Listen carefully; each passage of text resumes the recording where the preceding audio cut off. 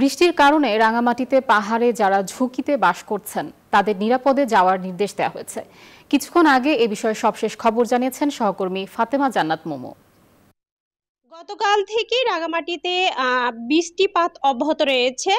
দুপুর 2:30 থেকেই গুড়ি গুড়ি বৃষ্টি হচ্ছে রাঙামাটিতে। এখনো বৃষ্টিপাত অব্যাহত আছে। রাঙামাটির যেহেতু পাহাড়ি এলাকা, পাহাড়ি অসংখ্য মানুষ আসলে বসবাস করেন, তাদেরকে নিরাপদ আশ্রয় স্থলে চলে যাওয়ার জন্য প্রশাসনের পক্ষ থেকে কড়া নির্দেশ দেওয়া হয়েছে।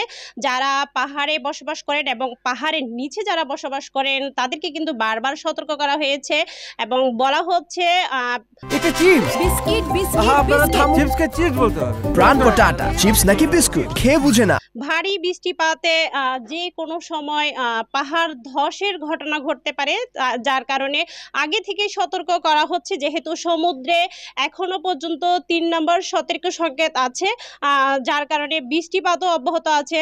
যেহেতু নিম্নচাপ চলছে, আবহাওয়া অফিস বলছেন এই বৃষ্টিপাত আরও কয়েকদিন অব্যাহত থাকতে পারে। সেজন্য যারা পাহাড়বাসী আছেন তাদেরকে সতর্ক থাকতে হবে। সতর্কতা অবলম্বন না করলে ঘটতে পারে অপ্রীতিকর ঘটনা, এমনটা নির্দেশনা কিন্তু দেওয়া হয়েছে।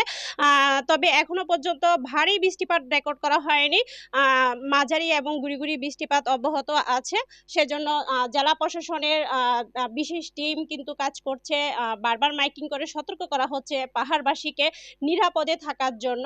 বিশেষ করে সন্ধ্যার পর যদি বেশি বৃষ্টিপাত হয় তাহলে তাদেরকে আশ্রয় কেন্দ্রে সরে আসার জন্য বলা হয়েছে। তো রাঙামাটি থেকে এই ছিল আমার কাছে সর্বশেষ তথ্য। ফিরে যাচ্ছি স্টুডিওতে।